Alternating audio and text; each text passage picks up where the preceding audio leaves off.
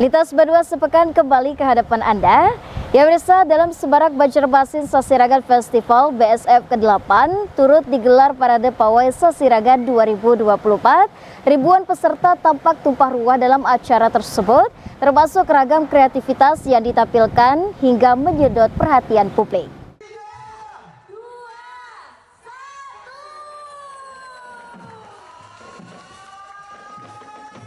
Wali Kota Banjarmasin Ibnu Sina didampingi Ketua Dekranasda Siti Wasilah melepas langsung parade pawai Sasirangan dalam rangkaian BSF ke-8 terpusat di kawasan Siring Menara Pandang Banjarmasin Minggu 30 Juni 2024. Kemeriahan pawai tersebut diikuti kurang lebih 3.000 peserta terdiri dari 27 regu, baik SKPD, kelompok sekolah, komunitas, serta kelompok sadar wisata atau Pokdarwis sekota Banjarmasin. Tampak ragam kreativitas kain Sasirangan tersebut membalut indah dipakai peserta yang menjadi daya tarik dalam parade ini. Ibnu mengungkapkan rasa syukur atas animo masyarakat maupun para peserta yang turut meramaikan kegiatan ini. Harapannya rutin dapat dilaksanakan kembali dengan lebih meriah di tahun-tahun mendatang. Senada dengan Ibnu Sina, Pelaksana Tugas Kepala Disbud Porapar Mahli Riyadi mengapresiasi antusiasme peserta maupun masyarakat yang mengikuti jalannya parade pawai Sasirangan. Ia menyebutkan jumlah peserta yang hadir melebihi dari target yang dicanangkan oleh panitia penyelenggara. Disebut Mahli, jumlah peserta meningkat dari tahun-tahun sebelumnya, juga disebabkan oleh kombinasi serta konsep pakem dari event tersebut sehingga peserta lebih bergairah dengan berbagai macam kreativitas yang ditampilkan. Ya, tentu pawai ini pertama waktunya jumlah peserta lebih banyak. Yang kedua, ya bentuk konsep acara juga kita kombinasi dan hadiah yang lebih banyak dan peserta yang lebih bergairah dengan berbagai macam kreativitas yang ditampilkan. Nah, ini tentunya sebuah kegembiraan dan harapan kami bahwa tahun depan kita tetap akan menyelenggarakan BSF ini. Ya, siapapun wali kotanya, ya tentu kita akan menganggarkan di Dinas Bud Porapar bahwa pawai Sasirangan itu merupakan event masyarakat Kota Banjarmasin, bukan event Dinas Bud Porapar, tetapi ini merupakan event masyarakat Kota Banjarmasin. Seperti itu. Melalui parade ini diharapkan bisa menggugah generasi muda agar bangga menggunakan kain Sasirangan tak hanya saat sekolah maupun bekerja, tapi juga pakaian keseharian serta untuk liburan. Eko Anggoro, Banjar TV. Ya pemirsa, Pemprov Kalsel melalui Disdikbud kembali membuka audisi paduan suara Gita Bahana Nusantara tahun 2024 yang menjadi ajang bergengsi bagi generasi muda dalam menunjukkan minat dan bakatnya di bidang seni musik untuk berkontribusi dalam perayaan Hari Kemerdekaan Republik Indonesia yang ke-79 tahun. Dinas Pendidikan dan Kebudayaan Provinsi Kalimantan Selatan melalui bidang kebudayaan kembali membuka audisi paduan suara Gita Bahana Nusantara tahun 2024 berlangsung selama 3 hari di satu hotel di Banjarmasin. Kegiatan ini dibuka resmi Kepala Disdikbud Provinsi diwakili Seksi Kesenian di Sunjaya Adiarso, turut dihadiri Kasih Promosi dan Dokumentasi Taman Budaya Kalsel Nita Aulia serta para kabid kebudayaan Kabupaten Kota Kamis 4 Juli tadi. Audisi diikuti 48 peserta dari kalangan mahasiswa dan pelajar dari Kabupaten Kota se-Kalsel kecuali Kabupaten Hulu Sungai Tengah yang dipilih berdasarkan hasil audisi ataupun rekomendasi dari dinas setempat. Menurut Kasih Kesenian Disdikbud Kalsel di Sunjaya Adiarso, berdasarkan informasi dari Kemendikbud Ristek RI, tahun ini ada penambahan kuota jumlah peserta terpilih bila sebelumnya hanya 3 peserta, kini menjadi 4 peserta terpilih. Untuk peserta tahun ini itu ada 48, jadi ada kabupaten yang tidak bisa turut serta. Jadi masing-masing kabupaten kota itu ada 4, diberikan 4 dengan 4 kriteria suara tadi, sopran, alto, tenor, dan bass, dari pelajar SMA, SMK, dan ada juga dari mahasiswa. Ada beberapa kabupaten kota yang melaksanakan seleksi dan ada juga yang belum, dan itu kita mengacu pada rekomendasi dari dinas dinas terkait pemangku kepentingan khususnya di bidang kebudayaan yang merekomendasikan untuk peserta terpilih dikirim ke provinsi.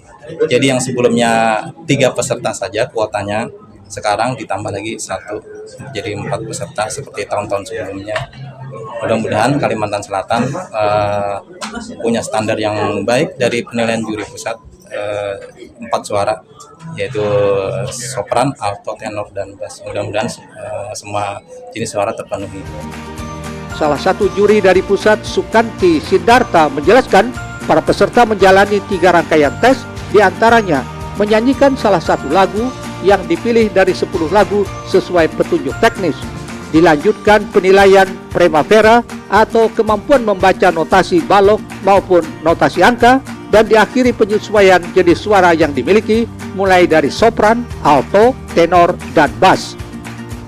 Untuk audisi GBN kali ini, para peserta diminta akan menyanyikan 1 lagu yang sudah tertera di dalam juknis. Ada 10 lagu yang tertera di juknis, mereka hanya memilih 1. Lalu tahapan yang kedua, mereka akan menyanyikan notasi angka atau notasi balok yang ada di bawah dari pusat ya. Jadi masih disegel, jadi tidak ada seorang pun yang tahu itu soalnya apa. Jadi nanti mereka akan diminta menyanyikan 1 atau 2 nomor. Lalu tahapan yang ketiga, mereka akan didengar range suaranya itu masuk suara apa, seperti sopran, untuk wanita sopran alto, untuk pria itu tenor dan bass, seperti itu. Lebih sulit tidak, cuma karena sempat ada perampingan, jadi saat itu setiap provinsi hanya boleh memilih 3 maksimal. Jadi memang audisi kali ini lebih diperketat sih, untuk standarnya itu lebih ditingkatkan ya untuk semua provinsi karena memperebutkan tempat tersebut. Tetapi kabar gembiranya memang akhirnya kuota ditambah, maksimal tetap 4, hanya saja standar tetap tidak diturunkan. Jadi memang kita memilih yang terbaik. Bisa saja dari satu provinsi walaupun sudah dikasih jatah 4, yang berangkat bisa kurang daripada 4. Sebelum dilakukan audisi, Kasih Kesenian di Sunjaya Adiarso menerima dan membuka berkas soal Primavera dari pusat untuk diserahkan kepada 4 juri berkompeten, diantaranya Sukanti Sidarta, Ketua Papri Kalsel Sirajudin, pianis Sinta Sinaga, dosen dan pengajar bidang vokal dan piano FKIP ULM Sabransah, serta dosen seni musik FKIP ULM Maryanto. Erwin Yudanwari, Banjar TV.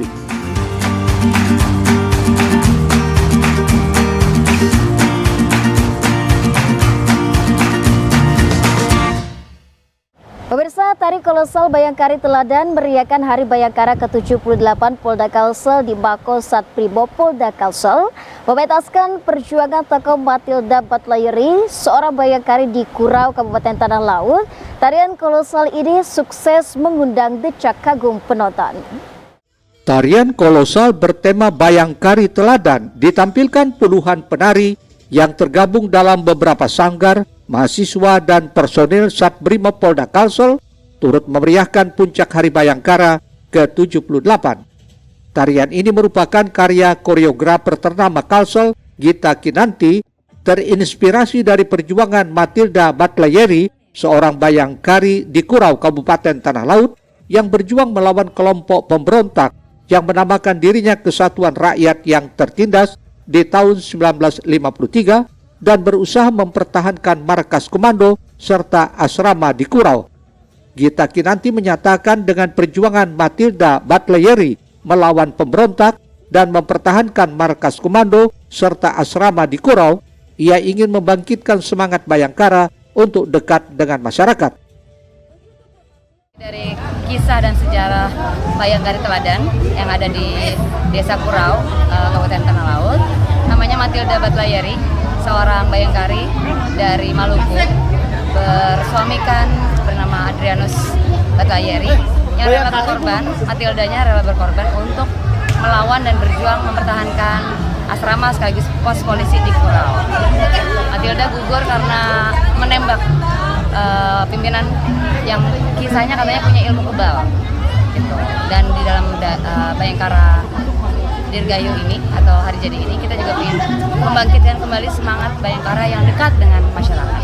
Kita ada dari kampus dan ada juga dari sanggar-sanggar, antara lain Sanggar Seni Galuh Banjarmasin, Sanggar Seni Nuansa Banjarmasin, Sanggar Kamilau Intan Martapura, kemudian ada Sanggar Dansa Runai, Sanggar Burung Ruai Banjarbaru, kemudian ada juga anak-anak light dance, intinya gabungan 3 kota dan 1 kabupaten, Banjarmasin, Banjarbaru, dan Kabupaten Banjar.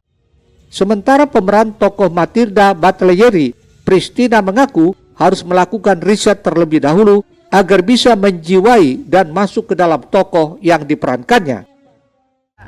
Pertama bangga, yang kedua ada rasa senang tentunya, kemudian semangatnya tuh terasa, kemudian pesan-pesan kepada para pendamping Polri khususnya bahwa nggak cuma jadi istri tapi juga sebagai pejuang juga ternyata. Sebenarnya nggak ada kesulitan yang lebih bermakna, hanya mungkin penyesuaian tepat kali lah. Nah karena kan jauh tuh lapangannya itu aja.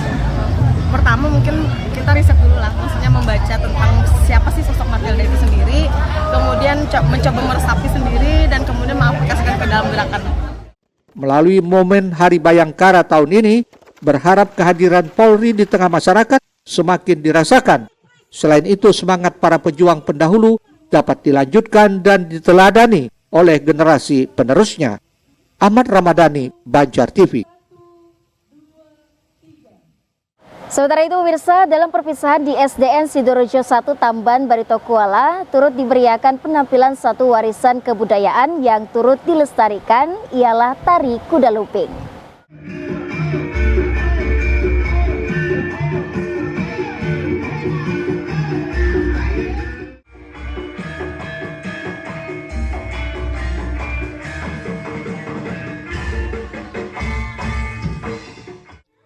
Inilah aksi murid SDN Sidorejo 1 bersama 2 orang seniornya dalam membawakan tari kuda lumping saat menghibur tamu undangan usai pelepasan murid kelas 6 akhir pekan tadi.